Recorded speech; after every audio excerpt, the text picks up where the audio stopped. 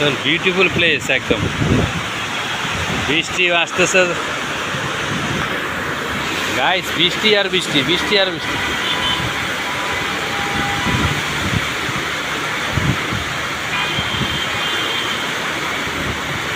বৃষ্টির শব্দে একদম ইয়ে যাচ্ছে।